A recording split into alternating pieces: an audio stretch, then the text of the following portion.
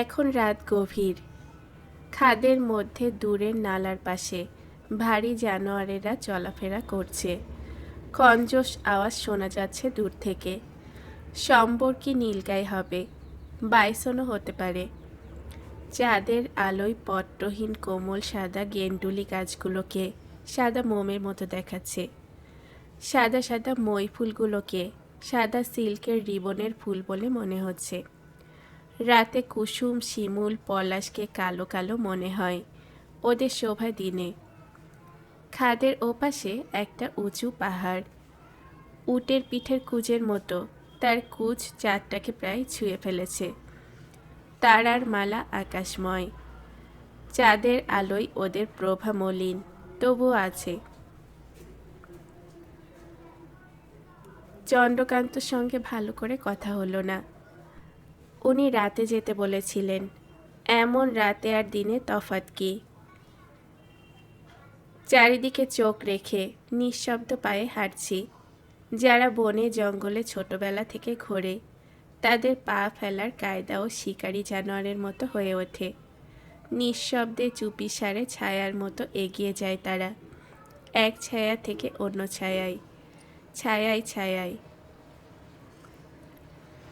একটা বাঁক নিয়েছি, নিতেই দেখি সামনে দুজন লোক চলেছে আমার চেয়েও নিঃশব্দ পায়ে হেঁটে হেঁটে। একজনের কাঁধে একটা দোনলা বন্দুক। চাঁদের আলোয় ব্যারেল চকচক করছে। একটা লোক বেটে, চারকোনা দেখতে। অন্য লোকটা মাঝারি শিকারির মতো জামা কাপড় পরা। একটু ঝাঁকি দিয়ে হাঁটছে অন্য লোকটা, ধুতি আর পাঞ্জাবি পরে। আমি একটু দূরে পড়ে ভাববার চেষ্টা করলাম ওই লোকগুলো কারা হতে পারে। মনে হলো কোথায় যেন দেখেছি এদের। এরা হয়তো চোরা শিকারী, কিন্তু এই বন পাহাড়ে শিকারের অভাব নেই যে অচেনা অজানা লোক অন্যের সীমানায় না বলে কয়ে রাতে বন্দুক নিয়ে ঢুকে পড়বে শিকার করতে। খুব সাবধানে লোক দুটোর পিছু নিলাম। কিছু দূর গিয়েই লোক দুটো সেই নলটার ডান দিকে মোড় নিল। বুঝলাম ওরা চন্দ্রকান্তর ডেরার দিকে যাচ্ছে। আমার খুব উত্তেজনা হতে লাগলো। লোকগুলোর উদ্দেশ্য নিশ্চয়ই ভালো নয়। তারপর মনে হলো কি জানি চন্দ্রকান্তর ব্যাপার। এরা হয়তো চন্দ্রকান্তর মিত্রই। কী কারণে তারা জঙ্গলে, যে জঙ্গলে সন্ধ্যের পর মানুষ ঝুপড়ি ছেড়ে বেরোয় না, সে জঙ্গলে ঘুরে বেড়াচ্ছে। ওরা নালায় নেমে ডান দিকে যেতেই আমিও নালায় নামলাম। ওরা যখন বাঁকের ওপাশে চলে গেছে, ওদের দেখা যাচ্ছে না। এমন সময় অতর্কিতে নালার সামনে থেকে প্রচণ্ড জোরে বাঘে ডেকে উঠল। হয়তো বাঘ নালার গভীরে জল খাচ্ছিল। লোক দুটো মুখোমুখি পড়ে গেছে বোধহয়। বাঘের গর্জনে সমস্ত বন পাহাড় গম গম করে উঠল। আকাশের তারাগুলো কেঁপে গেল যেন। সেই গর্জনে গভীর বিরক্তি ও খবরদার ধ্বনিত হচ্ছিল। পরক্ষণেই নালা বেয়ে জোরে মানুষ ছুটে আসার আওয়াজ হলো। আমি তাড়াতাড়ি পথে উঠে ওরা যে দিক দিয়ে এসেছিল তার বিপরীত দিয়ে জঙ্গলে লুকিয়ে পড়লাম। লোকগুলো মূর্খ, শিকারি তো নয়ই। বাঘের সামনে পড়ে যে ভুলেও দৌড়াতে নেই তাও জানে না। কিন্তু বাঘের আর আওয়াজ শোনা গেল না। শুধু লোক দুটো দৌড়ে এলো, এসে রাস্তার ওপারে হাঁপাতে লাগলো। ধুতি পাঞ্জাবি পরা লোকটা বন্দুকটা শিকারের পোশাক পরা লোকটাকে দিয়ে দিয়েছিল, দিয়ে রাস্তার উপরে দাঁড়িয়ে হাঁপাচ্ছিল। লোকটা নালার দিকে বন্দুকটা তাক করে দাঁড়িয়েছিল। ভাবটা, বাঘ যদি এত দূরে তাড়া করে আসেই, তবে গুলি করে ভূপাতিত করবে। চাঁদের আলোয় ওই শিকারের পোশাক পরা লোকটাকে চিনতে পারলাম আমি, যে লোকটাকে চন্দ্রকান্তর মাচার কাছে সকালবেলা বাঘের মুখে অদৃশ্য হয়ে যেতে দেখেছিলাম। এ লোকটা সেই লোক। ধুতি পাঞ্জাবি পরা লোকটার মুখের একপাশে চাঁদের আলো চকচক করে উঠল। হঠাৎ তাকে চিনলাম। এ সেই গাল পোড়া জানোয়ার, ছবি ঠিকাদার। লোকটা অনেকক্ষণ পর দম নিয়ে বলল, শালা বাঘ পুষে রেখেছে, বডিগার্ড। ঠিক আছে, সব জায়গায় তো বডিগার্ড সঙ্গে যাবে না। আজ ছাড়া পেলে বলে চিরদিনই কি পাবে? ওরা এ যাবৎ যে সাবধানতা অবলম্বন করে এসেছিল, এতটা পথ, বাঘের ভয়ে সেই সাবধানতার কথা ভুলে গেল। জঙ্গলে ফিসফিস করে কথা বলাও তো বহুদূর থেকে শোনা যায়। এই সত্যটা ওরা জঙ্গলের লোক হয়েও ভুলে গেল। গালপোড়া লোকটা বলল, চলো খিটু, চন্দনীকে তুলে নিয়ে যাই ফেরার সময়। খাকি পোশাক পরা লোকটা বলল, না ছবিবাবু, চন্দ্রকান্তকে আগে সামলে না নিলে ও কাজ করা ভালো হবে না। ঝামেলা করবে লোকটা, খুবই ঝামেলা করবে। ছবি নায়ক পাঞ্জাবির পকেট থেকে মদের বোতল বের করে চুকচুক করে খেলো। চাঁদের আলোয় সাদা বোতলটা চকচক করে উঠল। লোকটার সমস্ত হাবভাব, এমনকি মদ খাওয়ার অভ্যেসটাও চোর চোর। লোকটা সারা জীবনে বোধহয় কখনো সোজা হয়ে দাঁড়ায়নি, সত্যি কথা বলেনি। এই চাঁদের আলোতেও জানোয়ারটার চারিদিক শতটা যেন প্রাঞ্জলভাবে পোড়া গাল থেকে বিচ্ছুরিত হচ্ছিল। পাঞ্জাবির হাতা দিয়ে মুখ মুছে ও বলল, না চল, আমি এক্ষুনি যাব। দরকার হলে চন্দনীর ওই বাবুটাকেও আজ শিক্ষা দিয়ে দেব, শালাকে মেরে নদীর বালিতে পুঁতে দেব। ছবিবাবু আসতে, খিটু নামক অন্য লোকটা বলল। ছবি বলল, চুপ কর শালা, আমি কি তোর মতো ভীতু? আমি কাউকে ভয় করি না। এ তল্লাটের রাজা আমি, থানার দারোগা, ফরেস্টার, পঞ্চায়েত সব আমার কেনা, কিসের ভয় রে আমার? ওরা আবার সাবধান হয়ে এগোতে লাগলো ফেরার পথে। কিন্তু ফেরার পথে ছবি ঠিকাদারের চামড়ার পামসু পাথরে লেগে চটাস পটাস করে শব্দ হচ্ছিল। ওরা একটু এগোতেই আমি আবার ওদের পিছু নিলাম। খুনোখুনি করার ইচ্ছে আমার ছিল না, করিও নি কখনো মানুষের সঙ্গে। তবে জন্তু জানোয়ারের সঙ্গে প্রয়োজন হলে করেছি এবং করতেও পারি। তার উপরে যখন নিজের প্রাণ খোয়ানোর প্রশ্ন ওঠে বা নিজের সম্মান বা প্রিয়জনের সম্মান খোয়ানোর, তখন খুনোখুনি না করে উপায় কী? কিন্তু পিস্তলটা যে বালিশের তলায় রেখে এসেছি। সামনে আরেকটা বাঘ। ওরা বাঘের মুখে অদৃশ্য হতেই কার রাইফেলের নল যেন আমার পিঠে লাগলো। সঙ্গে সঙ্গে একটা চাপা সংক্ষিপ্ত আওয়াজ হলো, চুপ। আমি ওই অবস্থায় আস্তে আস্তে ঘাড় ঘুরিয়ে দেখি চন্দ্রকান্ত, মুখ চোখ অস্বাভাবিক। আমার সেই মুহূর্তে মনে হলো চন্দ্রকান্ত বুঝি আমাকে এক্ষুনি গুলি করবেন। চন্দনী এখানে আমাকে আশ্রয় করেছে বলে, অথবা আমি চন্দনীকে। আমি অবাক হয়ে ওর মুখের দিকে চেয়ে রইলাম। মুহূর্তের মধ্যে ওর মুখের ভাব বদলে গেল, কিন্তু ওইভাবেই চুপ করে রাইফেলের নল ঠেকিয়ে রইলেন বেশ অনেকক্ষণ। ছবি নায়কদের দূরে চলে যাওয়ার সময় দিয়ে চন্দ্রকান্ত বললেন, কার দলে আপনি? আমার লোকটার ওপরে হঠাৎ বড় ঘৃণা হলো। এক ঝটকায় রাইফেলের নলটা সরিয়ে বললাম, আপনি একটা ইডিওট। আমার কাছ থেকে ওই কথা শোনার জন্য চন্দ্রকান্ত তৈরি ছিলেন না, কিন্তু আমার পিঠে ওইভাবে অনেকক্ষণ রাইফেলের নল ঠেকিয়ে রাখাতে আমি খুবই অপমানিত বোধ করলাম। যার জন্য চুরি করি সেই বলে চোর। চন্দ্রকান্ত ব্যাপারটা বুঝলেন সঙ্গে সঙ্গে। আমার পিঠে হাত ছুঁয়ে বললেন, সরি। এই পরিবেশে, এই জঙ্গলে, শহরে উঠতে বসতে শোনা নিঃশ্বাসজাত এই সরি শব্দটা বড় বেমানান বলে মনে হলো। আমি ফিসফিস করে চন্দ্রকান্তকে বললাম, ওরা বোধহয় চন্দনীর কাছে যাচ্ছে। চন্দ্রকান্ত বললেন, যাক না, তাতে আমার কি? আমি আবার একটা ধাক্কা খেলাম। বললাম, আপনার না হতে পারে, আমার হয়তো কিছু। চন্দ্রকান্ত কথা ঘুরিয়ে বললেন, ওরা যাবে না, সে সাহস ওদের নেই। আমি বলছি নেই। তাছাড়া গেলেও আপনার ভয় নেই, কম্ফু আছে, ও একাই 100। আমি বললাম, কম্ফু ঘুমোচ্ছে, তাছাড়া ও কি ওই সাপ মুখো লাঠি নিয়ে বন্দুকের সঙ্গে লড়বে? চন্দ্রকান্ত একটা অদ্ভুত হাসি হাসলেন, তারপর বললেন, কম্ফু কখনো ঘুমোয় না। আফিং খাওয়া দিনে ঘুমানো লোকগুলোর আত্মীয় হলেও কম্ফু ওদের কেউ হয় না। ও সব সময় জেগে থাকে। আপনি নিশ্চিন্তে থাকুন। আর লড়তেই যদি কেউ চায়, তাকে কি বন্দুক দিয়ে ঠেকানো যায়? আমি বললাম, চলুন, আমরা ওদের পিছু নেই। ওরা আপনাকে মারতে এসেছিল, আর আপনি এমনি করে ওদের ছেড়ে দেওয়া কি ঠিক হলো? চন্দ্রকান্ত সে কথায় কান না দিয়ে ফিরে দাঁড়িয়ে বললেন, চলুন চলুন, আমার ডেরায় চলুন, অনেক গল্প করা যাবে। তারপর বললেন, সব কিছুর সময় আছে। আপাতত আপনি ডাক্তার ওয়াটসন হয়ে থাকুন। শার্লক হোমসের রোলটা আমাকেই দিন, কেমন?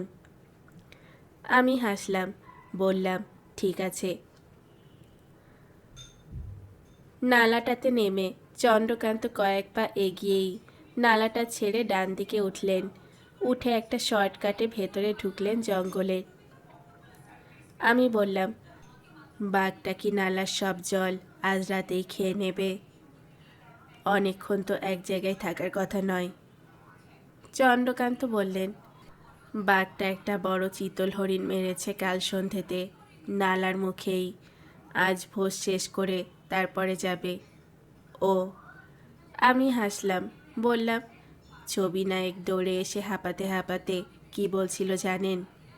কি? চন্দ্রকান্ত শুধলেন। আমি বললাম, আপনি নাকি বাঘটা পুষে রেখেছেন বডিগার্ড হিসেবে। চন্দ্রকান্ত হেসে উঠলেন এ কথা শুনে। বললেন, ওর মতো ছুঁচোর জন্য বেড়ালি যথেষ্ট, কুকুরের প্রয়োজন নেই। বাঘের মতো মহৎ ও পরাক্রমশালী জানোয়ারের কথা তো ওঠেই না। আমি আর চন্দ্রকান্ত মাচার নিচে একটা বড় পাথরে বসলাম মুখোমুখি। বসেই চন্দ্রকান্তকে চুপ করতে দেখে বললাম, ওখানে বসে বাঘটার কামড়াকামড়ি, চিতল হরিণের হাড় ভাঙা আওয়াজ শোনা যাচ্ছিল। আমি অবাক হয়ে গেলাম, বললাম, বাঘটা কি সত্যি পোষা নাকি? চন্দ্রকান্ত হাসলেন, বললেন, এক বাঘ অন্য বাঘের সীমানাকে সমীহ করে। আমি আমার সীমানাতে আছি। তারপরই বললেন, কিছু খাবেন? কি আছে? চন্দ্রকান্ত বললেন, মুড়ি আছে, গুড় আছে, মধু আছে, খাবেন? আমি বললাম, না, অনেক খেয়েছি আজ। তারপর বললাম, আপনার প্ল্যান কি বলুন? এই জঙ্গলে বসে কী করতে চাইছেন আপনি?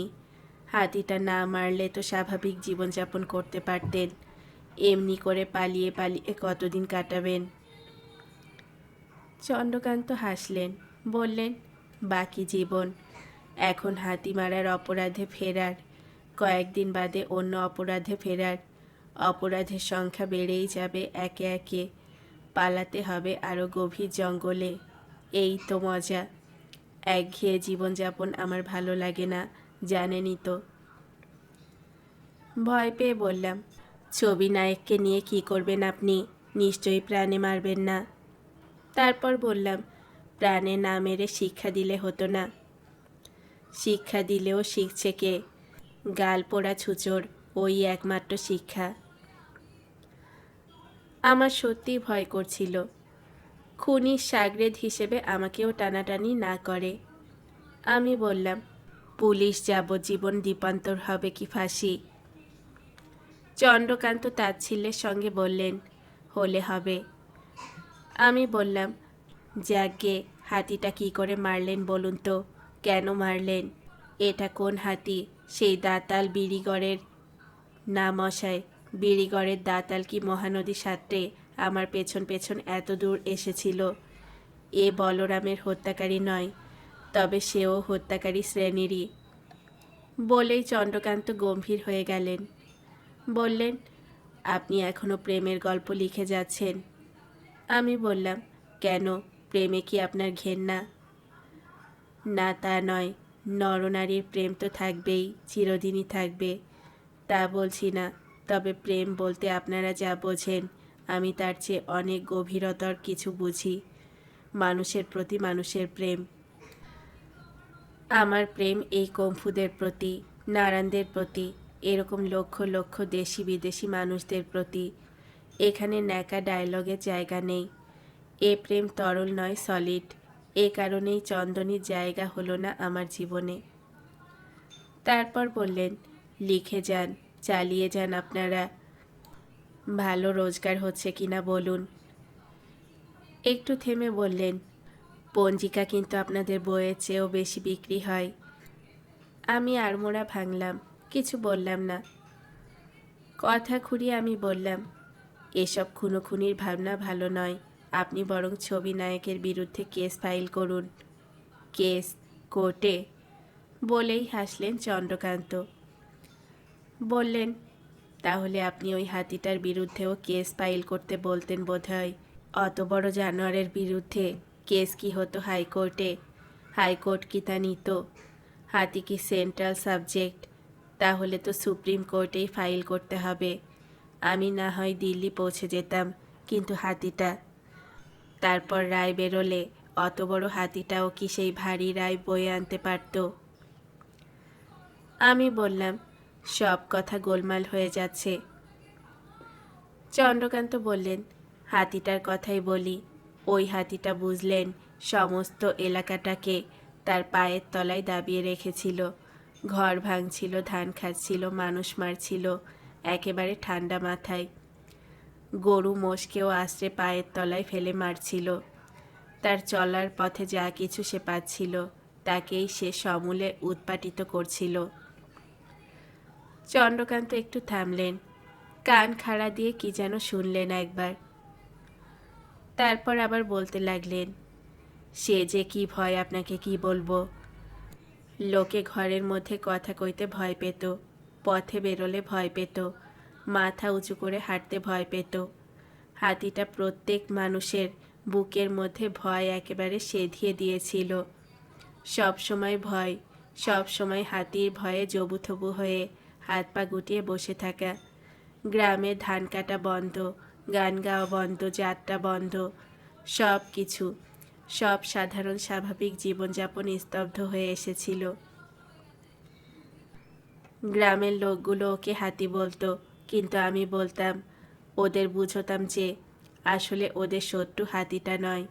কারণ ওই হাতিটা মরে গেলে কি তাকে মেরে ফেললে অন্য কোনো হাতি ওর জায়গা নিতই। আসলে ওরা বুঝতে পারেনি যে হাতিটার ছায়া ওদের প্রত্যেকের বুকের মধ্যে পড়েছে। সেই ছায়ার নাম ভয়। যারা সহজে ভয় পায় তাদের ভয় পাওয়ানোর জন্য সব সময় কোনো না কোনো দৈত্য, দানব, জুজু অথবা এই হাতির মতো হাতি থাকবেই। আসলে শত্রু ভয়টা, হাতিটা নয়। আমি চুপ করে চন্দ্র আলোকিত বন পাহাড়ের দিকে চেয়েছিলাম। রাতচরা পাখির ডাক ভেসে আসছিল পাহাড়ের ওপরের মালভূমি থেকে। শিমুল বনের নিচে শিমুল ফুল খেতে আসা কোটরা হরিণের ডাকের শব্দে বিমুগ্ধ হয়ে চন্দ্রকান্তর কথা শুনছিলাম। চন্দ্রকান্ত বললেন, বুকের মধ্যে ভয় নিয়ে বাঁচাকে কি বাঁচা বলে? তারপরই বললেন, আপনি জিম করবেটের জঙ্গল লোর বইটা পড়েছেন? বললাম, ও বই কে পড়েনি বলুন।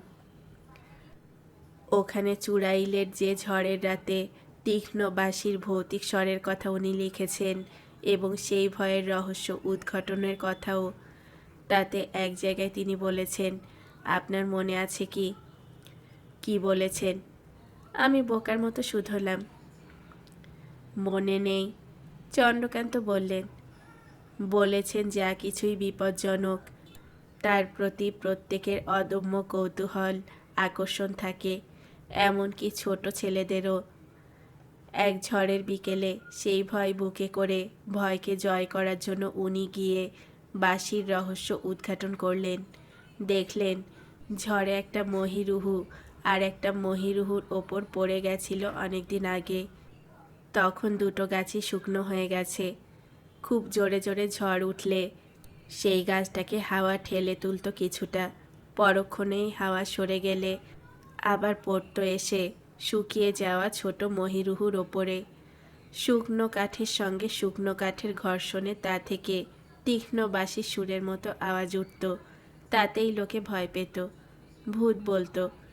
তাই বলছিলাম, বুকের মধ্যে ভয়কে তাড়াতে পারলেই যে কেউই দেখতে পারবে। বেশিরভাগ ভয়ের বাঘ মাত্রই কাগজে বাঘ, বেশিরভাগ ভূতই শুকনো কাঠ। আমি মন্ত্রমুগ্ধের মতো শুনছিলাম। চন্দ্রকান্ত বললেন, একদিন আমি সন্ধ্যের মুখে পূর্ণাকোট থেকে ফিরে আসছি টুলুম্বাই। দুপুরে বেরিয়েছিলাম অনেকখানি পথ, গ্রামের কাছাকাছি এসেছি। দেখি হাতিটা পথ জুড়ে দাঁড়িয়ে আছে। আমাকে যদি যেতে হয় ওর পাশ কাটিয়ে যেতে হতো। আমি দাঁড়িয়ে আছি ওই পথেই, পথ ছাড়বার পাত্র নয় আমি, কিন্তু আমার হাত খালি ছিল। 470 ডাল ব্যারেল রাইফেল ও গুলি রাখা ছিল কুড়ের ভীমধারার পাশে চন্দনী জিম্মায়। তারপর বললেন, পরিষ্কার মনে পড়ে এখনো, বর্ষাকাল, টিপ টিপ করে বৃষ্টি পড়ছিল, ভরা ভাদ্র, পথের দুদিকে একেবারে নিশ্ছিদ্র জঙ্গল। হাতিটা বড় বড় গাছপালার ডালের সঙ্গে কাজ ছুঁয়ে সুর দোলাচ্ছে। হাতিটা যদি পথ ছেড়ে চলে যেত অথবা আমাকে চলে যেতে দিত, তাহলে ওই কাণ্ড হতো না।